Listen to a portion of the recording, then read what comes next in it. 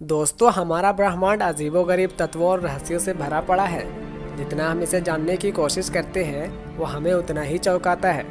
तो चलिए जानते हैं ब्रह्मांड के कुछ अजीबोगरीब रहस्यों के बारे में, जिसे जानकर आपके होश उड़ जाएंगे।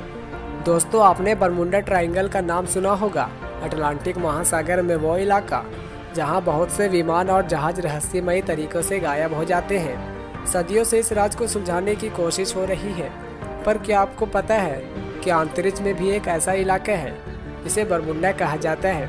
उस इलाके से गुजरने पर भी अंतरिक्ष यात्रियों को अजीबोगरीब तजुर्बे होते हैं।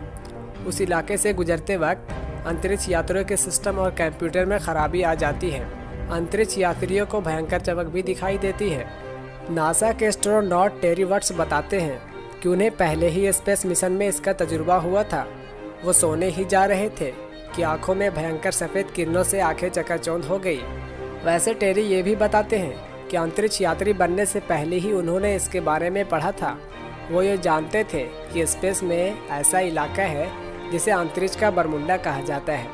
अपने दोनों ही स्पेस मिशन में टेरी वट्स को इसका तजुर्बा हुआ, जो कि परेशान करने वाला था। अब आपको अंतरिक्ष के इस बरमुंडा ट्रायंगल को तफसील से बताते हैं। ये इलाका दक्षिण अटलांटिक महासागर और ब्राज़ील के ठीक ऊपर के आसमान में है। इस इलाके से जब अंतरिक्ष यान या स्पेस स्टेशन गुजरते हैं तो कंप्यूटर रेडिएशन के शिकार हो जाते हैं। अंतरिक्ष यात्रियों के आंखें सफ़ेदी से चकाचौंध हो जाती है। इसकी वैज्ञानिक वजह यह है कि सूरज से हमेशा ही भयंकर और जलने वाली किरणें निकलती है। इनमें इलेक्ट्रॉन होते हैं और विकिरण यानी रेडिएशन भी होता है। जब यह विकिरण सूरज की रोशनी के साथ हमारी धरती के करीब पहुंचता है तो धरती के ऊपर स्थित एक परत है जिसको वाइन एलेंट बेल्ट कहते हैं। वो विकिरण को हमारी धरती पर आने से रोकती है। जब सूरज से आने वाला ये रेडिएशन धरती के वाइन एलेंट बेल्ट से टकराता है तो ये अंतरिक्ष में फैल जाता है। अब हमारी रक्षा करने वाली ये वाइन एलेंट बेल्ट धरती के ऊपर एक बराबर तो नहीं है। वजह यह है कि धरती ही गोल नहीं है। ये ध्रुवों पर चपटी और वहीं बीच में थोड़ी ज़्यादा मोटी है। इसी वजह से दक्षिण ध्रुव के करीब के इलाकों में ये वाइन एलेंट बेल्ट धरती के ज़्यादा करीब आ जाती है। इससे अंतरिक्ष में उसी हिस्से में सूरज से आने वाले रेडिएशन का ज़्यादा असर दिखाई देता है। अंतरिक्ष यात्री स्पेस के इस बरमुंडा को साउथ अटलांटिक एनोमली कहते हैं। आमतौर पर अंतरिक्ष में इस इलाके से गुजरने वाले अंतरिक्ष यान और स्पेस स्टेशन जल्द से जल्द इसके पार निकलने की कोशिश करते हैं।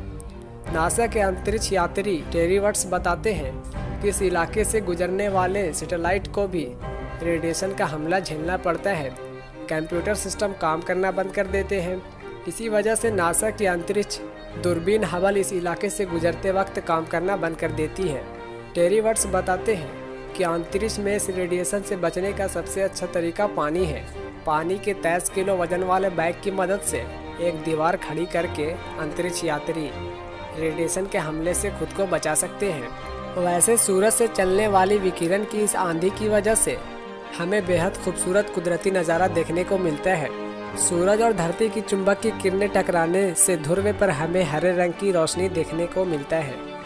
उत्तरी ध्रुव पर यह खूबसूरत नज़ारा देखने के लिए लोग हज़ारों किलोमीटर का सफ़र करके पहुंचते हैं।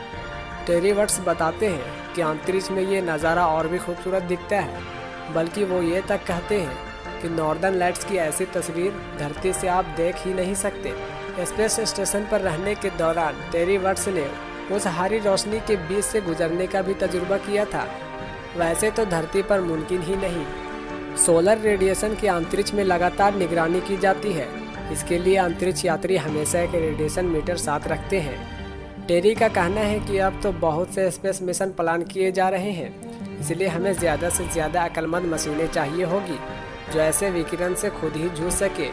क्योंकि अंतरिक्ष में बहुत दूर के सफ़र में कई बार अंतरिक्ष यात्री का संपर्क धरती पर मास्टर कंट्रोल रूम से नहीं होगा।